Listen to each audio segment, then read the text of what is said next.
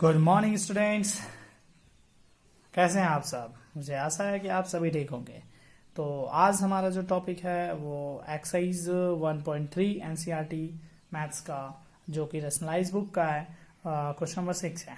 ठीक है, तो देखते हैं। ये काफ़ी बड़ा क्वेश्चन है और लेकिन इस टाइप का क्वेश्चन एग्जाम में आने की प्रोबेबिलिटी बहुत ही कम है। ठीक है, तो फिर भी हम लोग इसे पढ़ते हैं।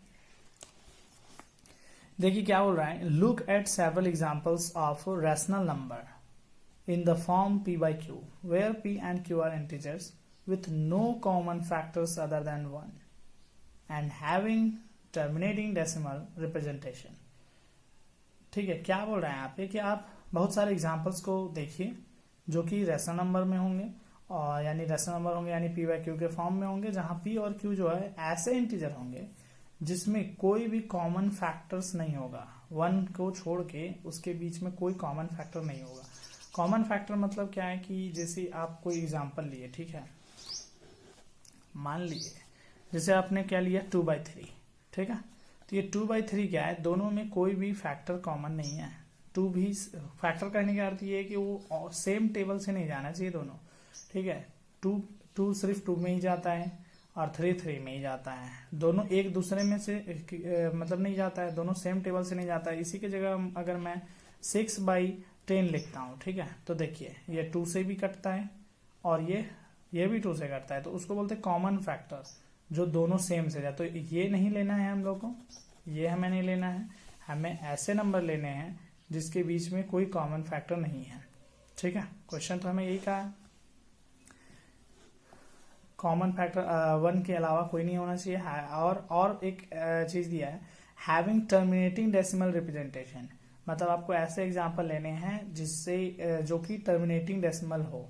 ठीक है, यानी डिवाइड करने पे वो कट जाए। टर्मिनेटिंग मतलब आपको पहले ही बताया मैंने, टर्मिनेटिंग मतलब आप जब इसे डिवाइड दोगे तो वो कट जानी चाहिए।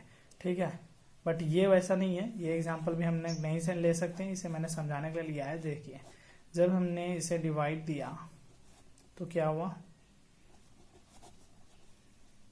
देखिए ये रिपीट होना शुरू हो गया है। ठीक है, ये रिपीट होना शुरू हो गया है। और आपको क्या बोला गया था, 2 कंडीशन था। एक, जो ऐसे नंबर लेने हैं आपको रैशनल नंबर जो कि कॉमन फैक्टर ना हो दोनों के बीच में। ठीक है, और साथ ही में आपका वो टर्मिनेटिंग हो। लेकिन ये टर्मिनेटिंग तो नहीं, ये तो खत्म ही नहीं हो रहा है, ये तो नॉन टर्मिनेटिंग है। ठीक है, तो ये एग्जाम्पल भी हम लोग नहीं ले सकते हैं। ठीक, तो फिर लेंगे कैसा एग्जाम्पल, तो वो चीज के लिए हमें थोड़ा सा एक्सपेरिमेंट करके देखना होगा। ठीक है, तो उसका एग्जाम्पल आप लोग यहाँ से लिख सकते हो। ये सब सिर्फ समझाने के लिए था, आपको जो कॉपी में बनानी है वो जो अभी दे रहा हूँ मैं एग्जाम्पल, उसे बनानी है। ठीक है, जैसे कि सबसे अच्छा एग्जाम्पल हो जाता है 3/10।